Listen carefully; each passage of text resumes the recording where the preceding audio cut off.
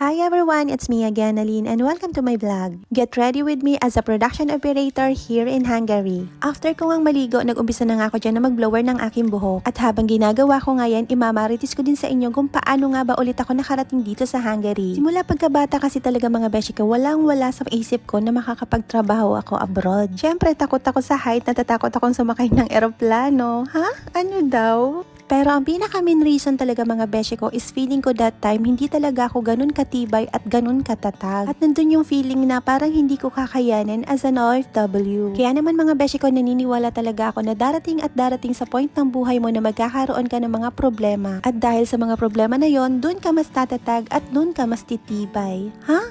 Ano daw? So after ko nga magpatuyo ng buhok, naglagay na nga ako dyan ng serum sa aking mukha. Sa Pilipinas naman, hindi ako nakakagamit ng serum kasi walang pambili. Ha? Ano daw? Charot lang mga beshi ko, pero naman pagdating dito sa abroad, kailangan mo yung serum para ma-moisturize yung mukha mo sa sobrang lamig dito. Tapos gumamit din pala ako nito para ma-moisturize naman pati yung aking lips. So ayan, habang nagpapaganda nga ako dyan, balik ulit tayo dun sa storytelling ko. That time kasi mga beshi ko, nang hina talaga yung electronics company na pinagtatrabahuan ko sa Pinas. At dahil nga sobrang hina ng company na yon during that time, halos wala nang matira sa sahod ko kasi syempre sa Pilipinas napakadaming bayarin tulad ng bill sa tubig, sa kuryente, renta ng apartment, yung pangkain mo pa at syempre yung pampadala mo pa sa probinsya, kaya halos wala talagang matitira sa sahod mo. Kaya naman mga beshi ko, napaisip na talaga ako na magtrabaho na sa abroad kasi parang pag doon lang ako sa Pilipinas wala talagang mangyayari sa buhay ko. Ha? Ano daw? Kaya naman kahit regular employee na ako mga beshi ko, mas pinili ko talagang magtrabaho abroad. So ayan, balik naman tayo sa kung ano yung ginagawa ko. Ha? Ano daw? Kumuha na pala ako dyan ng tsane para tanggalin yung mga excess na buhok dito sa aking sabog-sabog na kilay. Ha? Ano daw? At isa na naman to sa mga tiis ganda sa mga kababaihan. Kasi ba naman yung sakit, mas masakit pa nung nawala siya. Ha? Ano daw? Kumuha din pala ako dyan ng aloe vera para mabawasan yung sakit.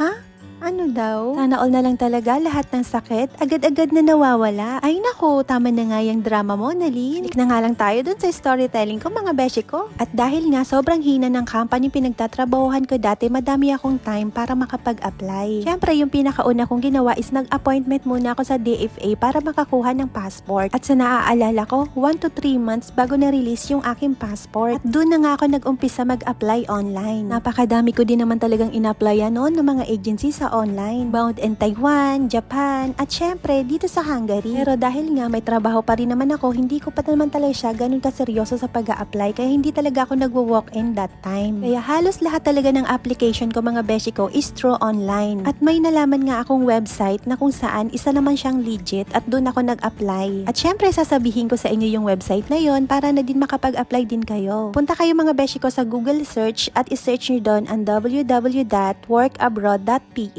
Nag-sign in lang ako doon tapos nagsagot lang ako ng mga personal details ko kasi parang yun na yung resume ko. At sa website na to, dito ko nakita yung iba't ibang klaseng legit agency, yung hiring nila at pati na din yung kung magkano yung sasahurin mo. So balik naman tayo muna mga beshi ko sa kung ano yung ginagawa ko. Gumamit nga pala ako dyan ng pulbo kasi pulbo is life talaga dito sa akin sa Hungary. Pag pumapasok naman sa trabaho, lipstick, pulbo at kilay, sapat na yun para sa akin, wala nang kung ano-ano pa. Kasi ang pinaka-reason talaga mga beshi ko, hindi talaga ako marunong mag-makeup.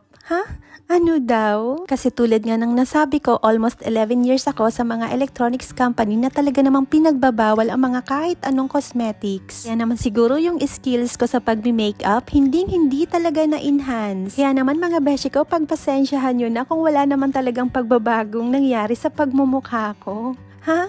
Ano daw? Balik na nga lang ulit tayo sa pagmamarites natin. So doon na nga sa site na yun mga beshi ko sa www.workabroad.ph, doon po ako nag-apply sa EMS International Services. Doon ko po nakita yung agency na yun. And luckily, nag-text po sa akin yung EMS, ibig sabihin na-receive po nila yung application ko. Pinagre-report nila ako sa kanilang agency for the examination and interview. At ito pa nga yung sabi sa text mga beshi ko, ang sabi doon, dapat 152 cm in height. Doon ako kinabahan.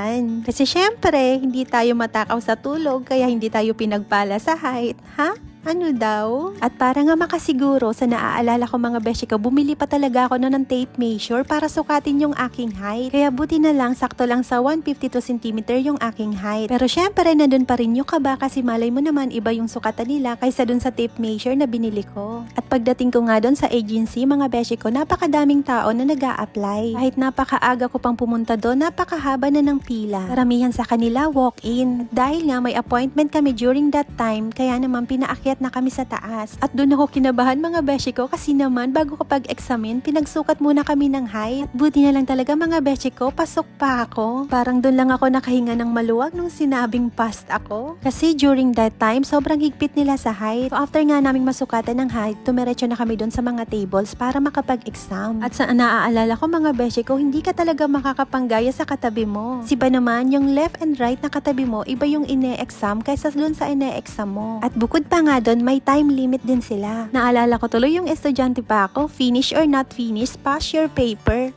Ha? Ano daw?